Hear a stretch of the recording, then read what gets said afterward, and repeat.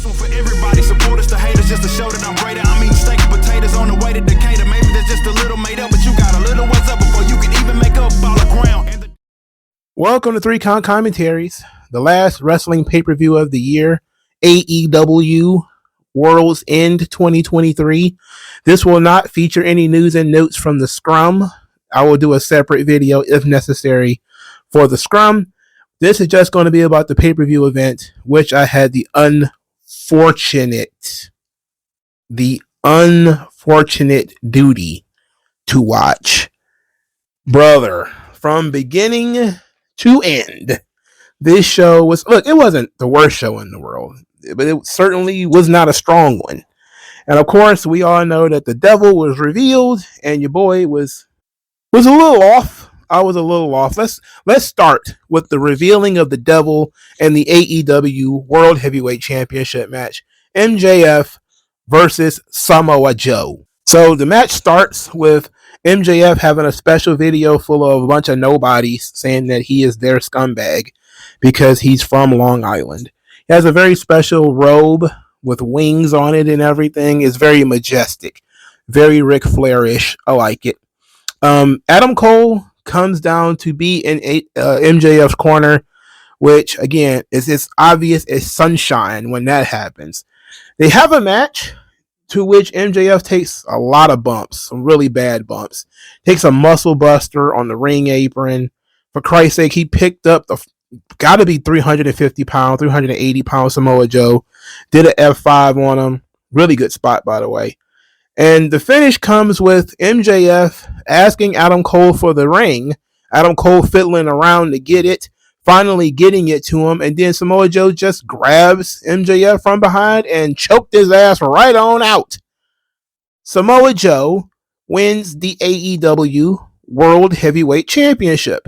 Now, I thought this was a false finish. I thought clearly this is a false finish. And why did I think it was a false finish? It's because the referee was standing there like somebody had his hand up his ass. I'm like, ref, you're not like ringing the bell. He's not going to get the belt. He's just looking around like something's supposed to happen. Like, what's going on? Joe is celebrating, but he's celebrating in a way where I think they're going to reverse the decision. You know, at least that's what I'm thinking. I'm thinking they're going to reverse the decision. No. Samoa Joe literally wins the AEW World Championship, gets the belt, leaves. Okay, fantastic. I love me some Samoa Joe. Samoa Joe being the AEW World Champion, great move, great decision. Samoa Joe has not been a world champion, and they said 15 years. Hard to believe when a guy is that talented. He's great. Apparently, MJF is suffering from some serious injuries. Torn labrum, hip injuries, and this is for the best for him to cough up the title. And you know what? Can't think of a better person to lose the belt to than Samoa Joe. Excellent. Can't complain with Samoa Joe winning the title. That was great. Now, the crowd was kind of crappy about it. They booed. They chanted bullshit. They waited to see if the decision was going to be overturned. It was not. They did not like that MJF lost, especially after they did all of this whole he's our scumbag, putting him over in their hometown. Now, interesting bit, because Alvarez and Meltzer and all those guys, they really, really hate when guys lose in their hometown. They don't like it. They don't like it when guys get beat in their hometown, and you know, occasionally it has to happen, right? I think that as a curveball, MJF losing in his hometown was perfectly fine. It was not that big of a deal, you know, especially since when you realize that they said weeks ago that he was injured and that he had a lot of injuries, and he hasn't wrestled or done much since then. So he put a lot of effort into this performance and pushed himself through this performance to get Samoa Joe to this point, probably out of respect. So that was a really great move. Good on MJF for pushing through. In addition to this, MJF, as far as I'm sitting here now, before the media scrum starts, MJF swears up and down he still has not re-signed the contract. So this adds some fuel to the fire into the idea that he might not be sticking around in AEW, even though I think it's a lie, and I'm pretty sure he re-signed long ago, which is why they gave him the world title for all that time. All right, so let's talk about the second part of this match, which is the important part, the part you guys want to talk about. Adam Cole gets in the ring. MJF is defeated. He's been pinned twice in 1 week. He's deflated. Adam Cole gets in the ring. There's 100 guys surrounding the ring, the Devil's goons or whatever. They get in the ring. They jump MJF and Adam Cole. There's a big guy. He's got a chair. Big guy with the chair. Adam Cole is saying, hit me with the chair. Hit me with the chair. Don't you hit MJF with the chair. MJF is yelling at the guy, no, hit me. Don't you dare hit him. You hit me. So then the guy picks up the chair. The lights goes out. When the lights come back on, Adam Cole is free. He's sitting in the chair. Wardlow, the Kingdom, Roderick Strong are all standing around unmasked. Adam Cole is the Devil, and the goons were Roderick Strong, Mike Bennett, Matt Taven, and Wardlow. Now, before we get into this, it was obvious from the beginning that it was Adam Cole, I think. Now, the only reason I kind of drifted away from it being Adam Cole is because Adam Cole got injured, and I figured he can't wrestle. But if you guys listen to the podcast or the show, you know that I basically said when it happened that the Ring of Honor Tag Team Championships was probably going to be on the Kingdom. and I figured that Roderick Strong would likely be involved in this because he kept screaming about how Max is the Devil. It's like, why does he even care? Now, this works. Clearly, Adam Cole was going to turn on MJF. Everybody saw that coming. It was, again, as obvious as sunshine in June. We knew it was going to happen. Why they didn't do it way back in August before he got injured and saved us all this trouble, I don't know. Why they didn't put the weight of the Devil story behind Wardlow, considering he's now involved in the story, and he could have been the guy who beat MJF for the world title, I don't know. But, of course, it makes perfect sense. Adam Cole has been the guy who's been pushing MJF towards working with Samoa Joe, giving Samoa Joe his title shot. And, ultimately, the Devil and Samoa Joe worked together to trick MJF into losing the Ring of Honor Tag Team titles. So it stands to reason that Adam Cole was going to end up being the Devil. It is what it is. It's fine. It's disappointing in so much that it's obvious, but it continues the story that they've been having for a long time now. I just hate that it took us so long to get here, and clearly I don't think Adam Cole can wrestle. But you do have people for MJF to wrestle. You have quite a few guys for him to wrestle. I'm not looking forward to MJF versus Mike Bennett. I can tell you that. Of all the people listed there, I am really not interested in Mike Bennett. Mike Bennett, the Brainiac Noggin weirdo, a certified 100% dork, a guy who is, has no balls whatsoever. I am not interested in that guy. I have no interest in Mike Bennett. As much as I don't like Matt Taven, I just think Matt Taven's kind of lame. But Mike Bennett, nah, brother. Mike Bennett is a different kind of suck-ass wrestler. That boy is like 10 different kinds of not good. All right, so MJF's probably going to take some time off. Adam Cole and as the Devil and with the goons or whatever are going to rule the roost for a little bit, get to cut some promos. Maybe they'll lean towards somebody else or something else while they do this. A lot of people are disappointed because of the way this story has developed. I stopped caring a long time ago and was just having fun with myself coming up with who could it possibly be. So I was like, it's going to be Pac, it's going to be Jack Perry, it's going to be yada yada. I changed it pretty much every week because that was the only way I was ever going to be entertained by this storyline. But it was obvious it was going to be Adam Cole. I mean, who else would it be? It also kind of explains why Wardlow was being so threatening towards MJF, but was for some odd reason waiting to attack MJF. because it was part of the overall scheme of things that he was going to be involved with this. So it's fine. I know that a lot of people are going to say it was stupid, it was whack, it was lame. It's fine. So, some of the best stories are pretty obvious. My issue is we could have done this a long time ago, and we should have swapped Samoa Joe with Wardlow, where basically Wardlow should have been the guy who won the world title. As much as I love Samoa Joe, trust me, I do.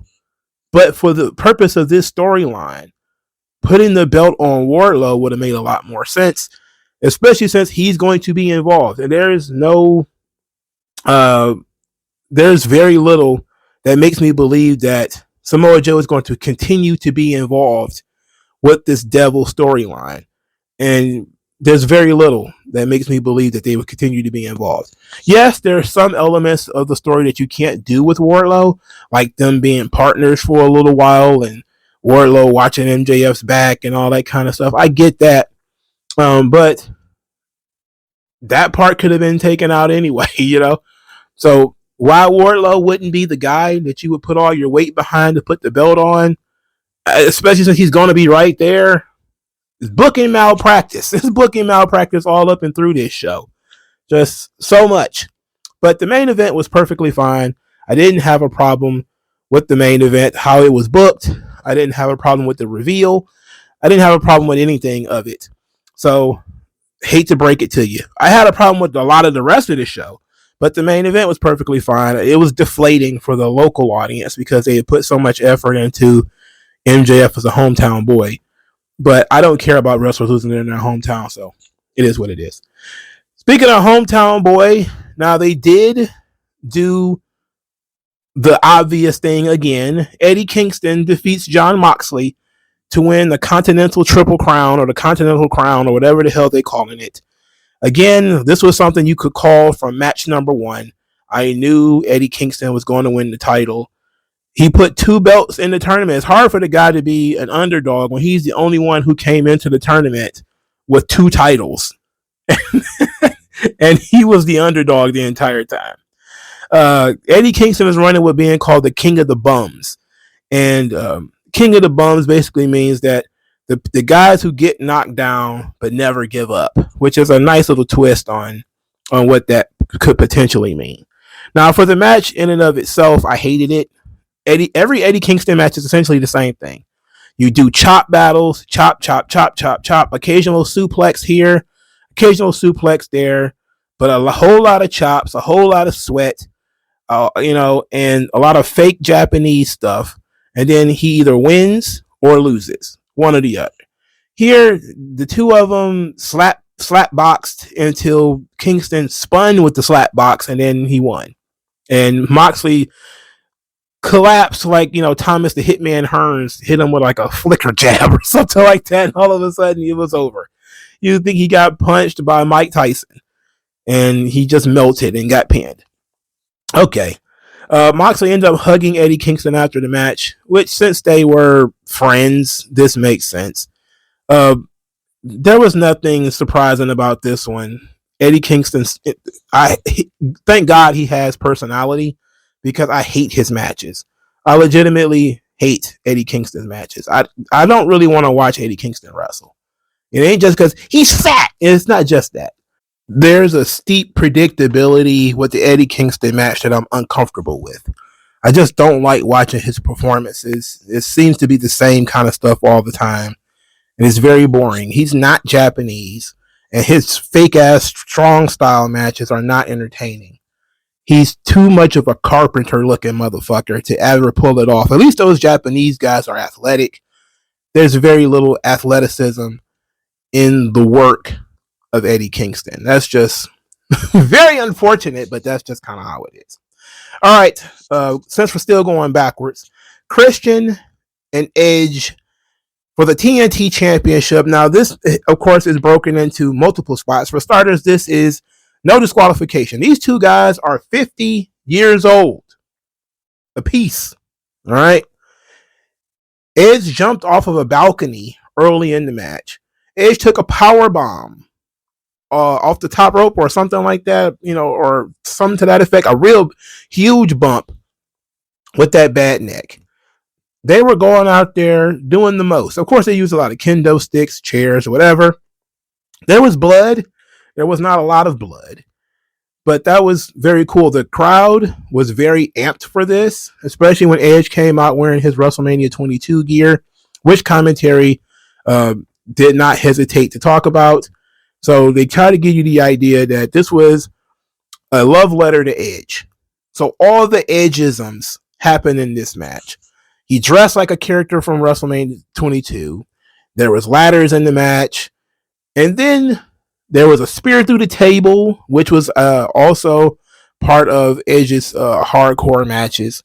I think did he even do the bar thing where he takes the bar off the chair? I think he may have even done that. Nick Wayne and his mama was involved, here and there in the story to help Christian. Not too much. So I was surprised that Beth Phoenix didn't show up. But whatever. So they did the flaming table spot. Very entertaining. So Nick Wayne and Christian, they set the table on fire. But before they could put Edge through the table, the flame on the table went out. So Edge has to restart the fire on the table. And then he goes to powerbomb Nick Wayne on the flaming table. And he missed most of the table. And Nick Wayne's head bounced off the floor. It was tremendous. It was tremendous. All right. He touched almost no fire, but almost broke his damn neck. What a kid. What a champ that kid is. But that was basically the way of writing out Nick Wayne and his mom out of the story. Edge then pins Christian to win the TNT Championship. Earlier in the night, Killswitch, aka Luchasaurus, won the Battle Royal for the Anytime, Anywhere TNT Championship match. So again, do I have to say as obvious as sunshine? As obvious as a child's love. Soon as Christian lost, here comes Luchasaurus. Luchasaurus comes out there, attacks Edge. He's going to cash in his TNT Championship match. Christian wakes up, yells at him, verbally berates him, and Luchasaurus hands over the contract to Christian.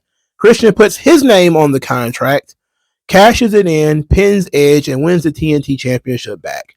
Now, everybody, I laughed very heartily at this because clearly it's a play on the Money in the Bank situation, which is what Edge is most known for, that he is now a victim of his own Money in the Bank scheme, which WWE has done it, I think, once or twice so far, where Edge is the guy who gets cashed in on, not after a lengthy match, but I think he's been cashed on twice. In any event, it was good.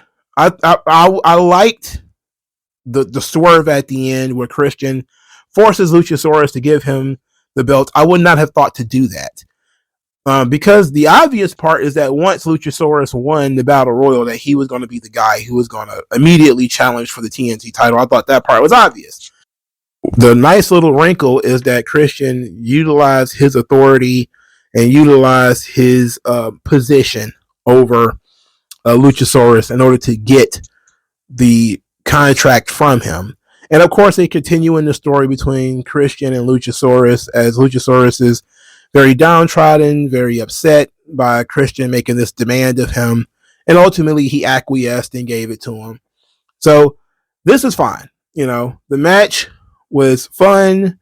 They took a lot of chances that maybe they shouldn't have at their age with their injuries, and especially with Christian with concussions and Edge with his neck. They're going out there doing the most. And to be quite honest, I think they showed up a lot of people on this roster. They showed why these guys are some of the best in the world, even at their age. I was very impressed by what these two guys did out there, especially considering they didn't have to do this much. And so, especially to jump off the balcony spot, they really didn't have to do that. So I was highly entertained. And I really don't have too much to say. Edge doesn't need the TNT Championship. I knew when he won it that he would not be keeping it, but to end that story with him beating Christian was fine. And Christian getting the belt back, all right. It opens up opportunities for further development between Christian and Luchasaurus. As much as I don't like Luchasaurus, that's his thing now, is he's kind of simmering in his feud with Christian. And that's fine. We don't really need Edge to continue that, but maybe he will, maybe he won't. We don't know yet. But we know that he didn't need the TNT title. He certainly should not have had it that long. So him losing it, I think 13, 14 seconds later, no big deal. All right, the next match was an absolute disaster. Abaddon versus Julia Hart. I'm not going to waste everybody's time talking about this. It was terrible. All right. Truly awful. Abaddon sucks. All right. Abaddon sucks. So it is what it is. Now, despite the fact that I continuously say that Abaddon sucks, the moonsault finish, with Julia Hart did a moonsault and basically landed on her feet because she over-rotated. So the commentary booth tried to say, well, she landed with her knees in the stomach of Abaddon. Well, that was a way of covering for Abaddon that I really appreciated, but Julia Hart won with the moonsault. The house rules was that biting was legal. And I knew this match was trash right there. I'm like, this match trash, bro. Biting is legal? Of all the rules you can come up with, and you're a living undead girl or whatever the undead living girl, which doesn't make sense, but whatever. I guess it's meant to be that she's some kind of vampire or a zombie or something. Because, zombies are technically undead because they're dead, but they're not quite alive considering their hearts don't beat. That's a little trick they do with vampires and zombies and stuff. It's stupid. All right. Abaddon lost. Sky Blue helped Julia Hart win. We're not going to spend a lot of time on this. Now, here comes the Sexual Assault All-Stars match. Chris Jericho, Sammy Guevara, Sting, and Darby Allin defeat Big Bill, Ricky Starks, Powerhouse Hobbs, and Konosuke Takeshita. If you want to know why I called it the Sexual Assault All-Stars match, well, you got Chris Jericho, who apparently is going to be accused of sexual assault, even though no formal complaint was ever filed. Sammy Guevara, who said he wanted to rape Sasha Banks. Darby Allin, who was accused of sexual assault. And Don Callis, who was also accused of sexual assault and sexual harassment when he was an executive at Impact. So there's a lot here in one match. Everybody was paying attention to every little thing that involves Chris Jericho. Twitter, they got, here's the thing. Originally, I tweeted out that Twitter isn't real because during Chris Jericho's entrance, there were still people singing Judas. They videotaped these people singing Judas. During the match, however, a small number of people started booing Chris Jericho, chanting Kylie Ray, chanting NDAs. There was people with signs disrespecting Chris Jericho, all this kind of stuff. There was heavy boos for Chris Jericho. So a lot of the AEW fan base is terminally online, but there are still enough people who were singing Judas to get you to believe, at least initially, that this thing was not going to turn into an absolute disaster. In any event, I hated this match. This was the second 8-man tag on the show. I did not care about anything in this match.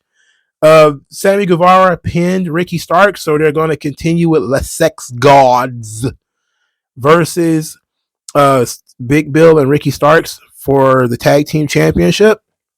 So that thing is happening, I guess.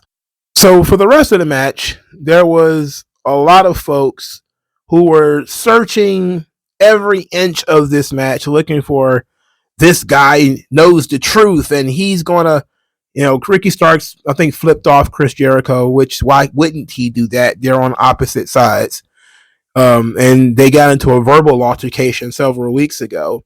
Why wouldn't he at least flip him off?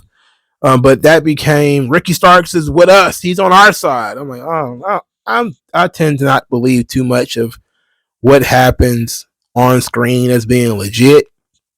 But especially since the guys in question Well, Darby Allin is one of the guys who supposedly yelled at Chris Jericho. It's like, didn't this guy got accused of sexual harassment or sexual assault or something too?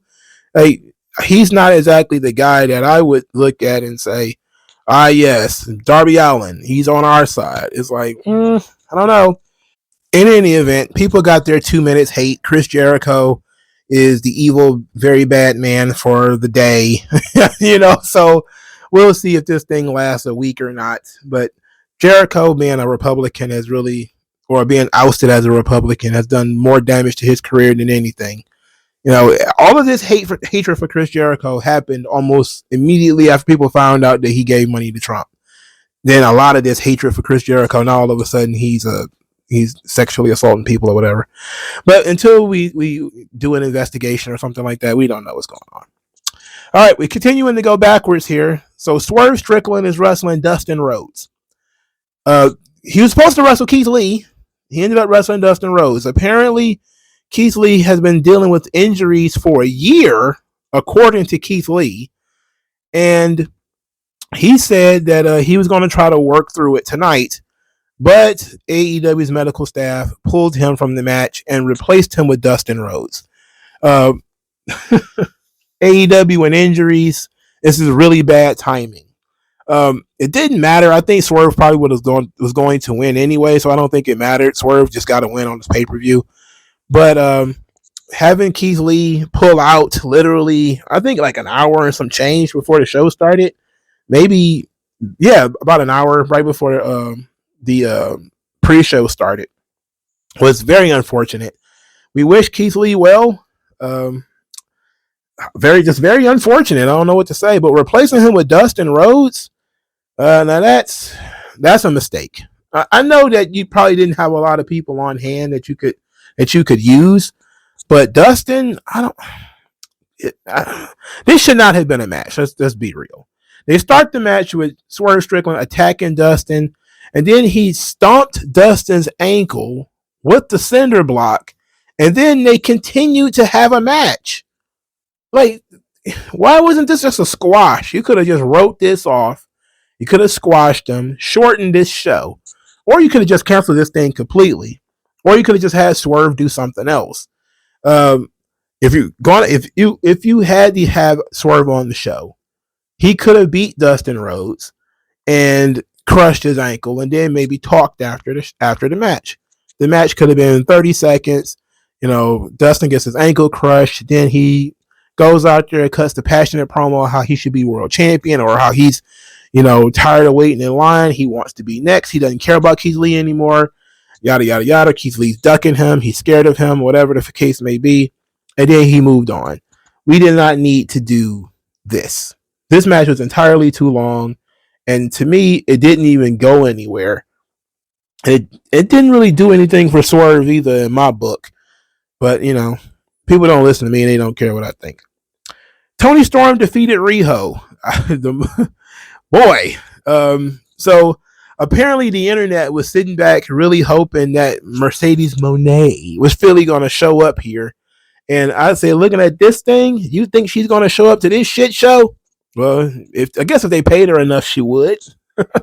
But, I'm not one to really believe too much of a dirt sheet rumor anyway.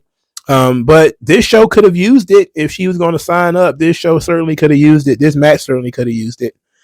Tony Storm just beat Riho. I think Mariah May helped her a little bit. I don't really remember, and I don't care. I do remember that Tony Storm was swimming in the roses that Mariah May threw around her after the match, which was glorious. That was fun. So now that we got Riho was on her revenge trip to beat all of the outcasts, she beat 2 of the 3 of them, ended up losing to Tony. Now what? Now what do we do with Tony? What's her next move? Maybe Mercedes shows up on Dynamite? Maybe? Well, that would be a Hail Mary in the dark, wouldn't it? That would be a Hail Mary with a blindfolded quarterback, wouldn't it? They need it because this women's division is in trouble. It's in trouble. The second match on the show, Andrade El Idolo, look at me, versus Miro the Redeemer in a An unsanctioned loser leaves town match.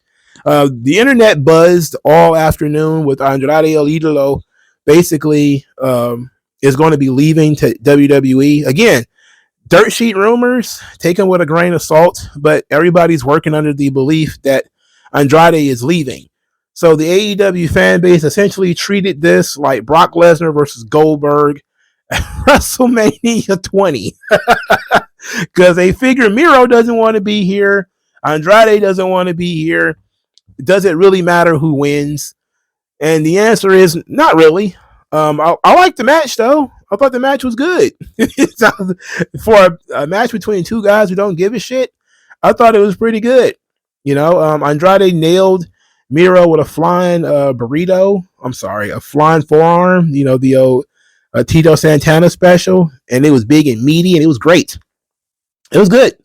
CJ Perry was yelling at Andrade the entire match as Miro was kicking his ass.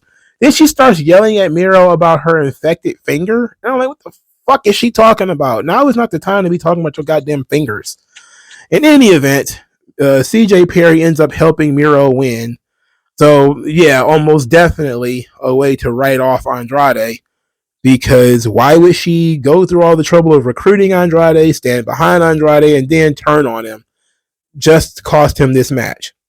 Well, it makes sense if he's not going to be there anymore. That makes sense. It only makes sense if he's not going to be there anymore. I don't know if CJ and Miro being together works as an idea. I think that's been done to death. I like the idea of her managing other people and then Miro jealously wanting to beat these people up and attack them. I kind of like that idea more than the two of them being together because they've been together for a long time, and I don't know if there's any new ground we can cover with the two of them together. But I guess until Miro is gone, which hopefully is imminently. Look, I like Miro, I really do. I like Andrade. I like these guys, man. So I don't want them to suffer and be stuck in AEW. I want them to get out of there. And plus, it's good for the AEW guys if the guys who don't want to be there end up leaving. That's great for them. But this match was really good, and I enjoyed it. So how about that? The first match officially on the card: Brody King, Jay Lethal, Rush, Jay White versus Daniel Garcia, Claudio Castagnoli, Mark Briscoe, and Bryan Danielson. What a useless match. What a collection of characters. What a long and storied history this match is trash. This match was over 20 minutes. This was 20 minutes plus. This match leads nowhere for anybody. It sucks. Daniel Garcia ends up pinning Jay Lethal because Jay Lethal is a loser. Oh boy. Daddy Magic was on commentary. He got called a bitch by Brody King, who said it with his whole chest like he meant it. He also punched this guy in the face after the match. I don't know what's going on here. After the match, Mark Briscoe actually did the Daniel Garcia dance, which, put the kid over a little bit. That was great. So that part was fun. Mark Briscoe doing a little bit of dance with with Daniel Garcia, but this match was useless and it was entirely too long. AEW really do need to, for starters, do better with their storytelling. Secondly, learn that a match that has no point and is meaningless does not need to be 20 minutes. All right? It can be 8 minutes. All right? This did not need to be 20 minutes. And since you had an injury to Dustin Rhodes, you could have plucked somebody from this match and made them Swerve's opponent for his match, especially if he beat them earlier or they beat him or something. I don't know. I'm just throwing ideas out there, but basically this was just a throwaway match. It didn't mean anything. So I did watch the pre-show. I did. Now we're gonna do the pre-show in its appropriate order because why not? Chris Statlander versus Willow Nightingale. Now I started this thing and I said, man, this is bad booking 101. He got three of his worst female wrestlers, well, two of his worst female wrestlers on the main show, two of his best female wrestlers on the pre-show. And it's booked as the Battle of Long Island. And I'm like, oh, brother, okay. So Willow Nightingale wins the match. And I'm saying, man, Chris Statlander, she should be doing so much better now. And then we get to that finish. And Willow is trying to get that power bomb on Chris Statlander, but Chris is too big. And she can't lift her. And she fails to lift Chris twice. And then one time she lifts Chris up, and it looked like Chris gave her a Rough Rider. And despite the weird look to the fall, Willow then pinned Chris Statlander after that. And Chris Statlander kicked out and basically made her do it again before she finally ended up hitting the powerbomb. But I was legit sitting here saying to myself, you got Abaddon, who sucks the hard way on the main card, and you got Riho, who sucks on the main card. But Willow and Chris Statlander, who are both over, and Statlander, who can actually work. I mean, she has a little bit of that indie crap in her where you could see her going through the motions. But Willow Nightingale was like super over not long ago, right? Why aren't you trying to do something with them? Why aren't you trying to make something out of them? It's just no answer to that question. But then you saw the finish here where they're falling all over each other. And you're like, you know what? Kind of a good explanation why they're in this spot. But considering there was botches and absolute trash happening in the Abaddon match, I don't know.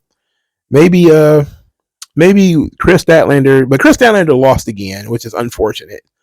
They're doing a storyline with her and Stokely Carmichael, or Stokely Hathaway, whatever the fuck they're calling this dude's name is. And apparently this is going to lead to a heel turn. This is what it feels like is going to lead to a heel turn for Chris Statlander. Okay. I don't know if we need to turn her heel, but whatever. There was a video for Serena Deeb. Serena Deeb is back. The Professor is back. I was actually kind of excited about this. She was in a straitjacket, saying that she locked herself in Deeb's dojo, but she refused to be shackled, and she did all the work to become a master, and she's going to be coming back soon.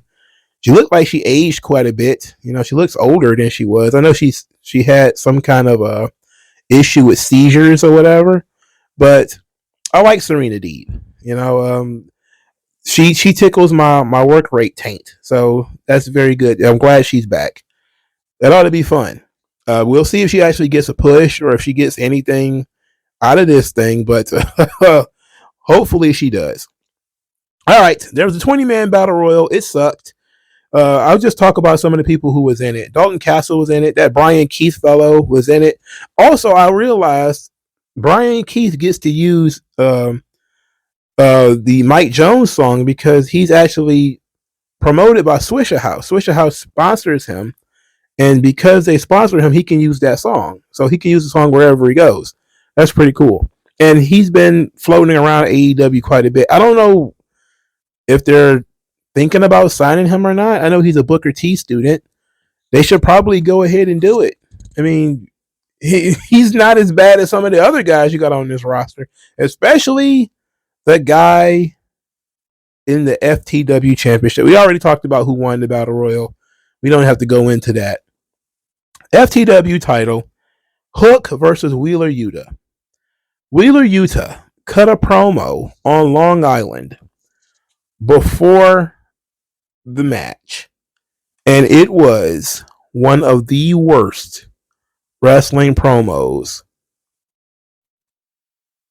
It was almost Mount Rushmore. It was certainly one of the worst wrestling promos of this year. You talk about a guy who got no fan reaction, a guy who tried his best. It was almost Bobby Fish, where's the lie level terrible. This nigga sucks. Wheeler Yuta is trash, bro. He's thorough trash. He is human excrement. I cannot believe that on your pay-per-view, you found a singles match for Wheeler Yuta but you could not find a singles match for Konosuke Takeshita or Powerhouse Hobbs or for Ricky Starks. But Wheeler Yuta gets a singles match? That's sick. This is problematic. All right, you couldn't put Santana on this card, but you got Wheeler Yuta bum ass on the card? Why? Why? Explain to me why. Yeah. Anyway, they had a garbage match and Hook won, of course. That promo from Wheeler Yuta, top level garbage. Really bad. Okay. So World's End was one of the worst pay-per-views AEW has ever produced. Yes, they have produced a lot of bad pay-per-views, but this one was particularly bad, mainly because of the card. 2 8-man tags that both went a little too long. The unnecessarily long Swerve and Dustin Rhodes match, that Abaddon horse shit. The obvious twist, there was no surprise. Like I criticized AEW before because I felt like they leaned a little too heavily on the surprise elements. But now there's virtually none. Everything's obvious. Everything's, and obvious is fine as long as they don't drag it out. And I felt like the devil thing was dragged on out. And probably we could have done the same thing in a shorter amount of time. Eddie Kingston is no doubt about to go to Yonkers, eat a whole pizza with a side of carrot cake in celebration for his Triple Crown championship. But, hey, the guy can talk at the very least. He may look like he's 52 or something like that, but at least the guy's got a promo ability. At least he can talk. They're doing the best they can, and they did something legitimate that the audience really loved by putting Eddie Kingston over, knowing that Eddie has that attachment to the audience. But overall, this show was trash. It was not good. The wrestling was fine, but angles, storylines, characters, it just didn't apply itself very much. And what's going on with Action Andretti? Like, his gimmick is that he drinks water very fast. How is that a gimmick? How is that supposed to get that kid over? I don't understand that. It just occurred to me, like literally just now, that Action Andretti's gimmick is that he drinks water really fast. What they call it, rapid hydration? Like, that sounds stupid. Why is it? That's almost as bad as puke.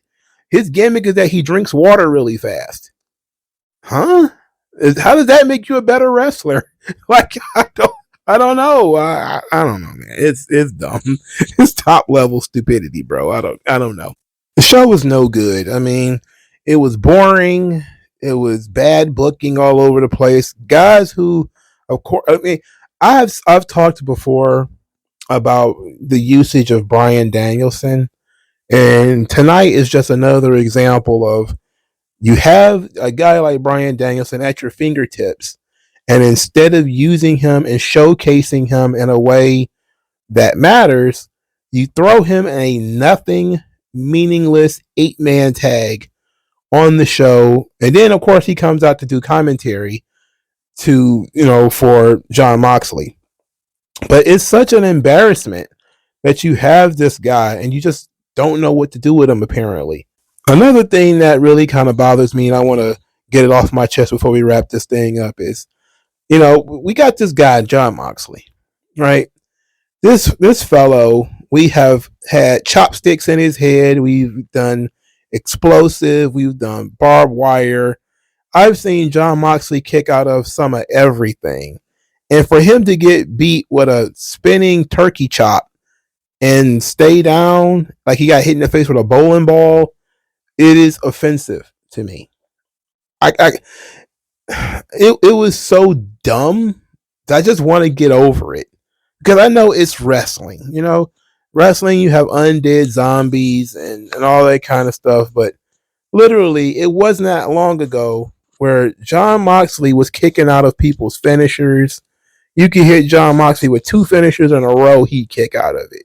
But now when it comes to Eddie Kingston has a magic back fist that knocks out Jon Moxley. And I'm supposed to just believe that And I'm just like, come on, man. It's so dumb. It's so oh my word. And then the main event. Another thing I have to get off my chest. MJF is going to lose the belt. Okay, fine. But he loses the belt clean. And it's like he loses the belt clean by getting choked out. So the match ends with Joe and MJF just laying on the mat. And I'm just like, I don't know, man. Like, I don't know. Look, yes, that's Joe's finish. Joe's finisher is the coquina clutch. But why not, jazz that thing up? It felt kind of lifeless. It felt kind of flat for a finish. Why not have Adam Cole look for the ring and then smash him in the head with the crutch? And then get the heat, and then, MJF is unconscious. 1, 2, 3. Or then he puts him in the coquina clutch or whatever the case may be. Why not spice that thing up to make it more interesting? I think the Joe MJF finish was very flat. Edge and Christian, I still think, was singularly the best spectacle on the show in terms of I liked what they did. The story elements made sense. They were telling an Edge and Christian history story in this thing. And I liked it. I thought it was good. Andrade El Idolo, look at me. I'm going to have to change that. I got to let it go because he's leaving. So unless he says something equally funny in WWE, this might be the last time that we're going to have to pay our respects to Andrade El Idolo, because he's going to be Andrade Cien Almas. Or is he going to be Andrade again? Just plain old Andrade. I don't know. But it was nice having Andrade around. The booking of him has been trash, but hey, it was nice while it lasted. I had fun watching him and Miro. That was my second favorite match of the night, was Miro and Andrade.